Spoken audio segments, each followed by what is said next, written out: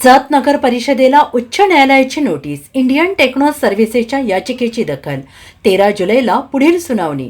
जत नगर परिषदेच्या चतुर्थ कर आकारणीच्या प्रक्रियेविरोधात इंडियन टेक्नो सर्व्हिसेस या कंपनीने दाखल केलेल्या याचिकेची दखल घेत मुंबई उच्च न्यायालयाने प्रतिवादी नगर परिषदेला नोटीस बजावली आहे. या प्रकरणावर पुढील सुनावणी 13 जुलै रोजी होणार असून न्यायालयाने मुख्याधिकाऱ्यांना त्यांचे म्हणणे मांडण्याचे आदेश दिले आहेत. यामुळे जत शहरातील चतुर्थी कर आकारणीचा प्रश्न पुन्हा एकदा ऐरणीवर आला आहे.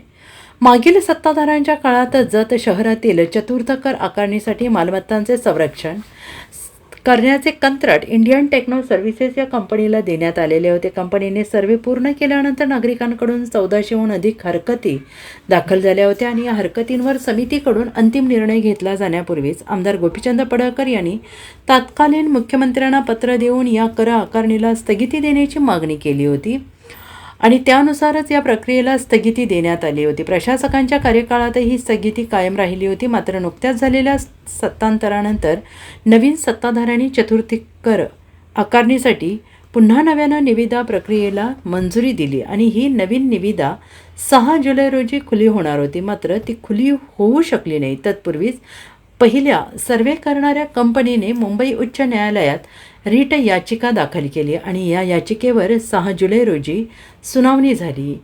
याचिकाकर्त्यांच्या वकिलांचा युक्तिवाद ऐकल्यानंतर न्यायालयाने जत नगर परिषद आणि इतर प्रतिवादींना नोटीस जारी केली. न्यायालयाने जत नगर परिषदेला 13 जुलै रोजी आपले म्हणणे मांडण्याचे आदेश दिले आणि त्याबाबतचा अहवाल, सेवा अहवाल आणि अत्यावश्यक पुरावे पुढील सुनावणीपूर्वी न्यायालयात सादर करण्यास सांगितले आहे. Bureau report, SBN Marathi, Jat.